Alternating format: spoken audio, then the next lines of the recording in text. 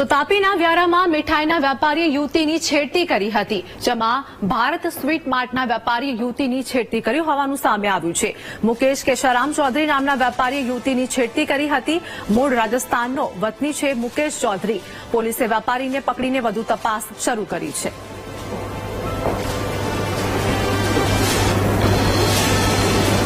સંવાદદાતા દીપક અમારી સાથે જોડાઈ ગયા છે। તાપીના વ્યારાની ઘટના, મીઠાઈના વેપારીએ યુવતીની છેડતી કરી, શું વધુ અપડેટ?